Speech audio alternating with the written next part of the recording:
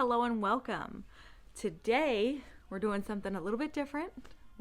This is my first time doing like a topic video. And the topic is something that has been on my mind a lot lately. And that topic is special editions. And the simple fact that I think we are oversaturated with them. I like a good special edition as much as anyone, but I definitely think that we have a serious problem. Publishing has a serious problem, and I feel like it needs to be addressed. It does. Or we need to at least realize what's happening. So this was mostly triggered by an event that quite literally just happened.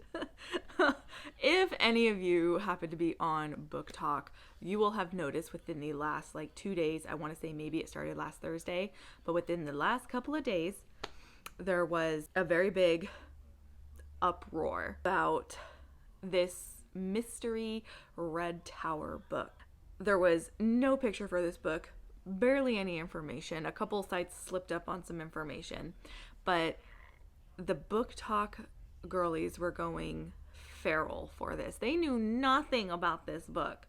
They all made assumptions that it was going to be Fourth Wing related because this book was releasing on the exact same day as Iron Flame, which is the follow-up to Fourth Wing.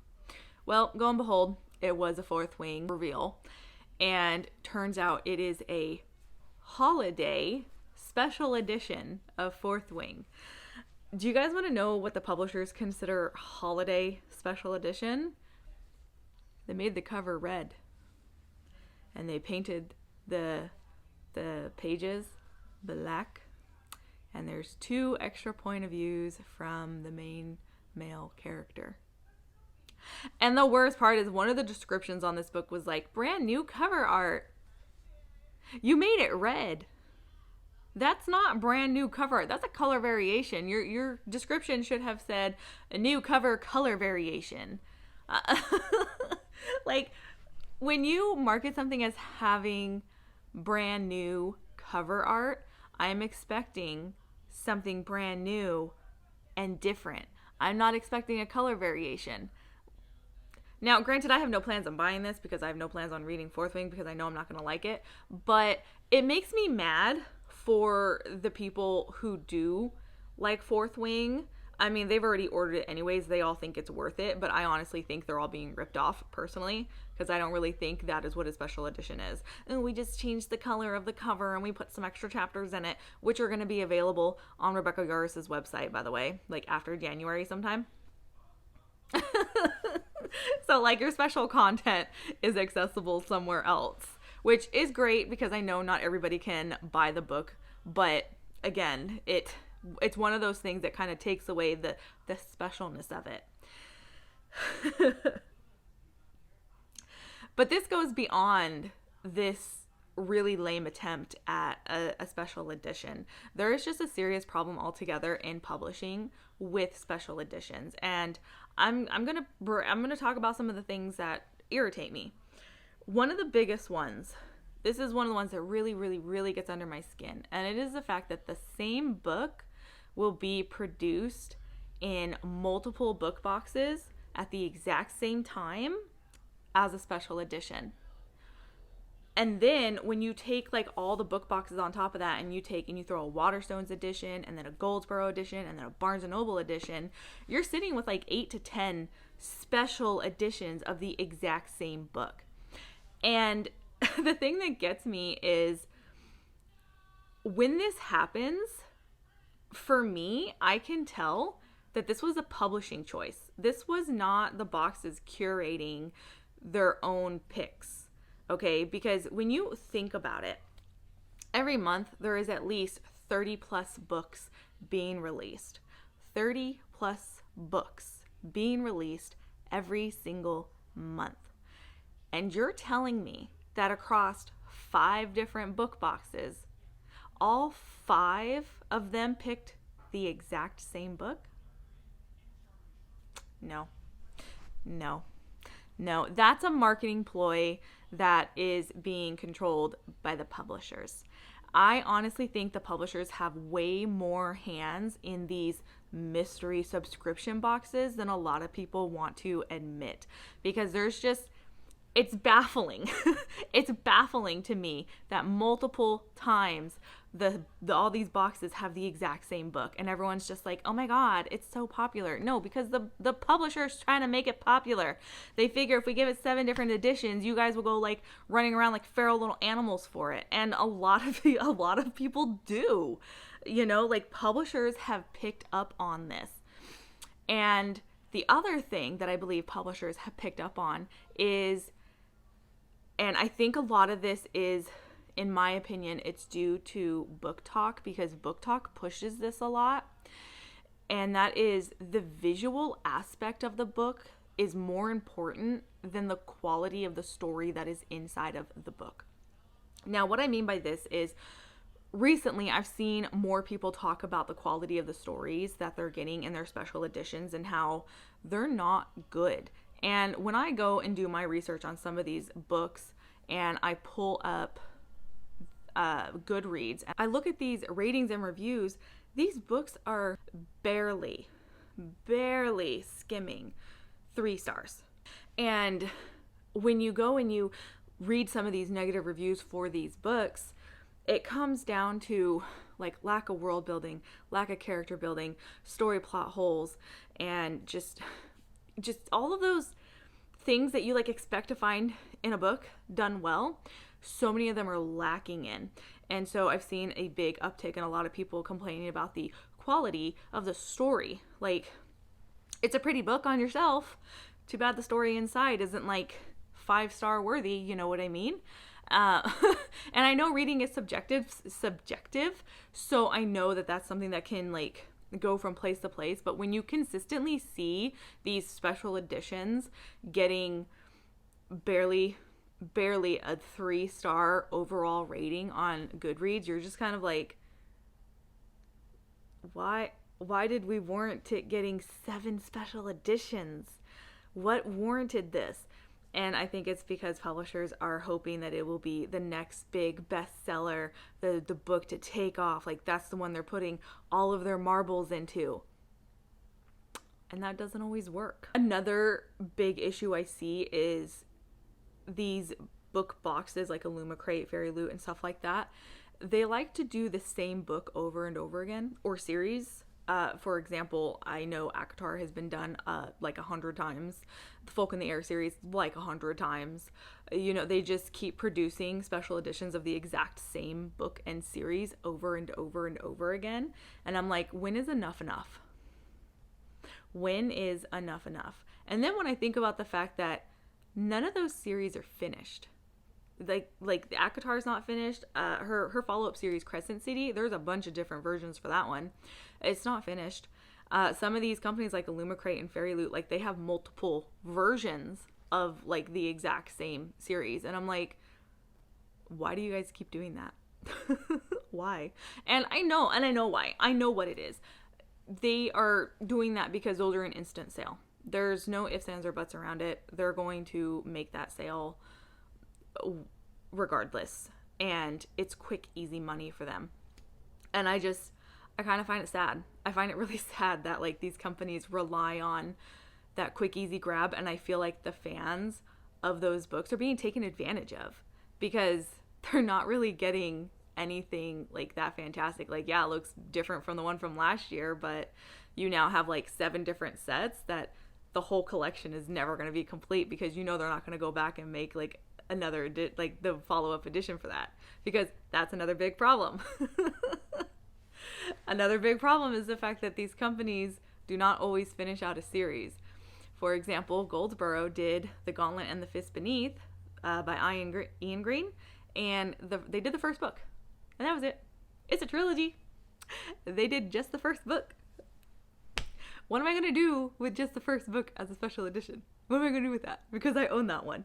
And it drives me insane that they never did the follow-ups. And it's a common question, actually, that comes up on a lot of the book boxes. A lot of people on Instagram, when you see them announce, like, oh, we're doing this special edition, it's first in a series, a lot of the people in the questions are like, Are you going to do the rest? Are you going to do the rest? Are you going to do the rest? Are you going to do the rest? And the response is always something along the lines of, we'll see when it happens. We'll see what happens. We're not sure yet. It's all up to the publisher. And that, for me, that makes me very worried about investing my money into so many special editions, because that's what I've started to realize is they don't always get like a follow-up. And I don't want a bunch of like incomplete special edition sets. Like, it's bad enough, like I have the first Leviathan Wakes that Orbit recently did, you know, the one with the hot pink and everything, and that was just through the standard publisher. I don't know if they're ever going to do the rest of the set, but I have it. And then like looking back on it, I'm like, why did I get it? I don't even know if they're going to do the rest of it, and the chances are very slim. You know, I just don't get making only the first in a series as a special edition and nothing else. It baffles me. One of the other issues that I've seen a lot of people talk about is the quality of the actual book itself has gone down. Not the story inside of it, because I talked about that earlier, but the actual book itself. I've seen a lot of people complaining about washed out sprayed edges. There's like damages to the sprayed edges. So like, say like it's supposed to be like a solid black and there's like splotches of white or something in it. There's like scratches through it, or just printing mishaps, things like that. There have been books where they've had to reprint the dust jackets numerous times. Foiling and flaking. The foiling is flaking off of the books if it's got a foil base attached to it. Just so many issues. Like, the quality control has seriously gone downhill. And then when you partner on top of that a lot of these books show up damaged to the consumer, that's another really big problem. And I've noticed this more so in like Illumicrate, Fairy Loot, and them.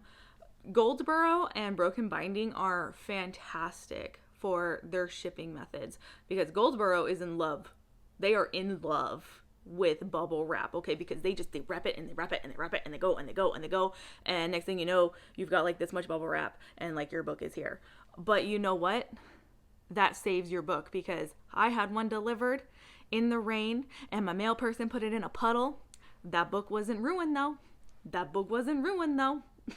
Okay, you know, and Broken Binding does the same thing. They use a lot of bubble wrap. They protect the book. Fairy Loot and Fake Crate, the ones where I hear the most like complaints about for the book being damaged, like the hardcover being smashed in somewhere or the binding being broken or anything on that, it's because they use zero shipping materials. Like, they totally skimp out on it, and yet they're charging people a ridiculous amount of money, and they're like, throw it in a drawstring bag and chuck it in a box, send it on its way, it's good to go. And you're like, maybe some bubble wrap too?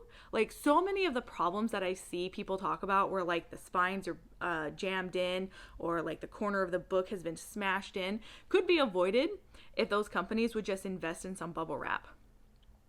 Like, you don't have to do like what Goldsboro does and just wrap it for days on end. You can do like 2 circles of bubble wrap and you're good to go. And there's also like recyclable versions too that you can get, because Broken Binding uses the recyclable kind. But no, they don't. So then all of these people are constantly putting in complaints to these companies and are like, my book is damaged, you need to replace it. And that's the last thing any of these companies want to do, because they will try and find every way that they possibly can to get out of replacing your special edition. And I'm sorry, if you're charging $50 or more for a special edition and it comes damaged because you lacked the ability to send it in a manner that would have protected it from being damaged, you should be replacing it. Simple as that. That's my personal opinion on that. If you're not going to take the time to make sure it's not going to arrive damaged, when it does arrive damaged, you should replace it. Like, they need to so many of them boxes need to fix their shipping and how they handle it. It's a big reason why I don't really order for them too much. I have a couple from Illumicrate and a couple from Fairy Loot and a couple from Fake Crate, and all of them I have been very displeased with their shipping. I have been lucky that the version that when I get them in, they're not destroyed. I have been very lucky, and I know that. Like I know because I have seen the damage that other people have received due to the lack of care that goes into shipping these books out. I also strongly feel that there is a giant rush to get as many special editions out as possible, and I feel a lot of that is because of the hype that Book Talk gives to special editions. You can't really scroll Book Talk without seeing somebody's bookcase behind them, where, as you can see with me, you can see the spines of my books, you can see what's there, like you can see the 2 special editions right there, but like you can see what books are here. Like you can, if you wanted to like zoom in on my camera on my videos and like see what books are on my shelves, you would be able to know. But scrolling Book Talk, it's different. It's so different because everybody's backgrounds are just special editions facing out. And there's this push to get as many special editions out as possible. And a lot of these companies are, I think the last I heard, like I heard someone say like Fairy Loot had like 20 special editions releasing in 1 month. And people were like, this is too much. You're doing too much. You guys need to like slow down. Like we can't keep up with all of this. And it was like big titles and like follow-up books that they've done before and just things that like people were waiting for and anticipating. And Fairy Loot was like, we're going to do it all this month right now, right this second. Like, and I think it's because like there's that hype, like we have to keep it going, we have to rush, we got to get it out because we got to get it before somebody else does, you know. And then the publishers are pushing it on top of that because the publishers are like, make us money, they're gonna buy it, it's pretty, they're gonna buy it, simple as that, you know. And I think it's really all of these things combined together have caused the word special to decrease in value. None of these books actually feel special. I think it's at the point where instead of calling them special editions, we should just be calling them the Sprayed Edges edition, because that's mostly what it is. Because a lot of times they're not getting new covers, they're not getting added illustrations, they're not getting added stories, they're not getting fancy end pages. You know, I'm not big on signatures and such, but I know a lot of people are. But there's none of that stuff, and a lot of times it's the same cover, maybe it's a color variation, and some sprayed edges. Why are we calling that special? Like, it's such a normal thing now that I think we should just be calling them the Sprayed Edges edition. Just drop special altogether, because you guys have ruined the meaning and the value behind that word, because every time you turn around, there's another special edition. And it's out of control. It really is. I strongly feel that the idea of special editions are out of control. And I really think there's only a couple companies that really honestly produce special editions. And that would be companies like Grim Oak, Folio Society, Subterranean Press. Like those are 3 just off the top of my head that I feel make special editions, because they focus on like the quality, the quality of the book. They make sure that you're going to get something that's in good condition. They care about the shipping. They are curating what they make, which is so important, because like I said earlier, so many of these companies, they're not curating their special editions anymore. It's all massively controlled by publishers, and those particular ones, like, their books are expensive, you know, and a lot of times they are definitely worth the price that they are putting them up for. Like, especially Folio Society, they are expensive, but those are really good quality special editions that you're getting, and they're worth the money. everything else that we're getting, like anything that's got sprayed edges, that's like a normal price tag or whatever, that's not special anymore. It's not. So all of that is my thoughts on the special edition epidemic that we are currently seeing ourselves in. I have slowed down on the amount that I buy. I actually just canceled one this morning because I realized I didn't like the content. It was an anthology. I don't really like anthologies. The special edition was pretty, and I realized that was why I ordered it. And I was like, what are the chances I have of actually liking this? And like I pulled it up and I looked at it and I looked at the authors involved in the anthology, and I was like, I haven't read a single book by any of you except for that one, and I hated both of those books I read by that. Why am I ordering this? Because it was pretty. So I canceled it. And honestly, I feel good that I canceled it. I really do. I feel really good that I canceled it. Like, these special editions don't hit like they used to. They really don't. The market's just oversaturated, and I really think it needs to slow down, and it needs to, like, I don't know. It needs to stop. It's gotten too much, too far. But yeah, those are my thoughts. I would love to hear your guys' opinions on this, so please drop a comment below if you have some opinions. If you disagree with anything with me, like, please let me know. I would love to just conversate with you guys. So, you know, drop those comments, like, subscribe, all those good things, and I will talk to you guys next time. Bye.